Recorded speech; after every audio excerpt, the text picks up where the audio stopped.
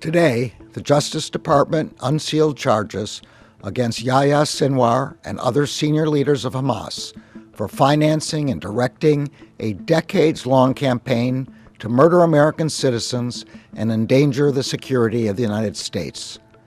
As outlined in our complaint, those defendants, armed with weapons, political support, and funding from the government of Iran and support from Hezbollah, have led Hamas's efforts to destroy the state of Israel and murder civilians in support of that aim.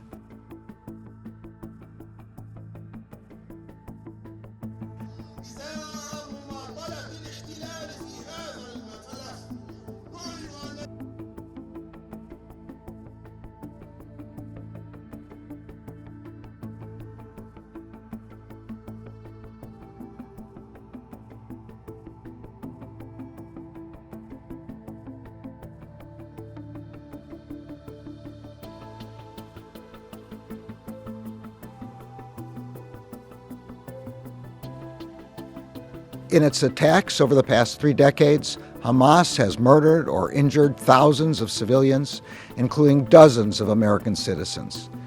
In the early morning hours of October 7th of last year, Hamas, led by these defendants, committed its most violent, large-scale terrorist attack to date. During the attack, Hamas terrorists murdered civilians who tried to flee and those who sought refuge in bomb shelters. They murdered entire families. They murdered the elderly, and they murdered young children. They weaponized sexual violence against women.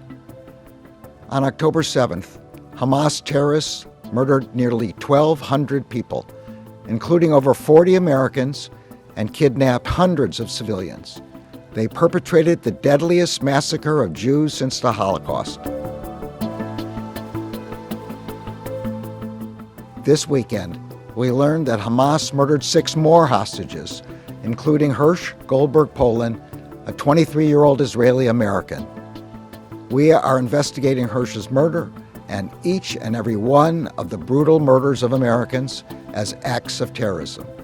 We will continue to support the whole-of-government effort to bring the Americans still being held hostage home. The charges unsealed today are just one part of our effort to target every aspect of Hamas's operations. These actions will not be our last. The Justice Department has a long memory. We will pursue the terrorists responsible for murdering Americans and those who illegally provide them with material support for the rest of their lives.